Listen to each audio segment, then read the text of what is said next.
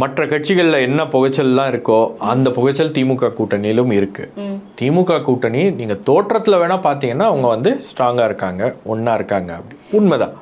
ஒரு சில விஷயங்கள் அவங்கள வந்து ஒன்றிணைக்குது. பாஜக எதிர்ப்பு, ஆர்எஸ்எஸ் எதிர்ப்பு, தமிழ்நாட்டை வந்து பாஜகவை நுழைய விடக்கூடாது அப்படின்ற விஷயங்கள்லாம் வந்து செக்யுலர் பார்ட்டிஸ் வந்து எல்லாருமே ஒன்றா இருக்காங்க. அவங்களுடைய அஜெண்டா வந்து இப்போ இருக்கக்கூடிய இந்த அரசியல் டிஃப்ரென்சஸ், சின்ன சின்ன டிஃப்ரென்சஸ்லாம் வந்து இருக்குது. மேடைகள்லேயே பேசுகிறாங்க.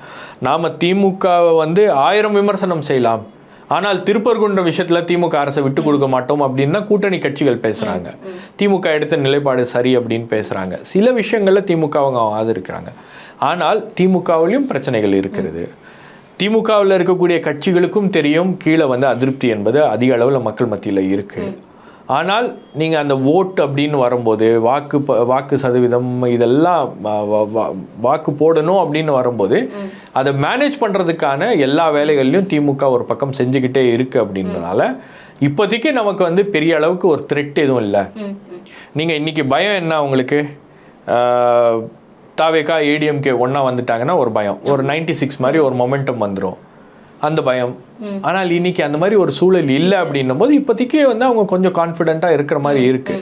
ஆனால் உள்ளுக்குள்ளே வந்து யாருக்கு எந்த கட்சிக்கு எவ்வளோ சீட்டு கொடுப்பாங்க, எந்த கட்சி வந்து சீட்டு கொடுக்க மாட்டாங்க, எந்த கட்சிக்கு வந்து கடந்த முறை கொடுத்ததை விட குறைவாக கொடுப்பாங்களா கூடுதலாக கொடுப்பாங்களா அப்படின்ற அந்த பல்வேறு கேள்விகள் அப்படின்றது உள்ளுக்குள்ளே அது இருந்துகிட்டே இருக்கும்.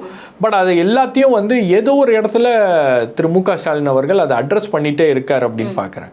நீங்கள் இந்த பேச்சு வந்துச்சு இல்லையா, தாவேகா காங்கிரஸ் கூட்டணி அமையும், இதுக்கான வாய்ப்புகள் இருக்கு. கரூர் சம்பவத்துக்கு பிறகு ராகுல் காந்தி விஜயோட பேசினதே வந்து ஒரு பெரிய மெசேஜ் அப்படின்னு உடனே அது அந்த பேச்சுவார்த்தை அப்படியே ஸ்டார்ட் ஆயிருச்சு. இப்போ இந்த பேச்சுவார்த்தையே இந்த மக்கள் மத்தியில் இருக்கக்கூடிய இந்த பரவலான யூடியூப் மற்ற விஷயங்கள்ல இருக்கக்கூடிய இந்த இந்த டாக்கே வந்து திமுக கூட்டணிக்கு ஒரு பெரிய டேமேஜை உருவாக்கும் அப்படின்றத அவங்க உணர்ந்தாங்க.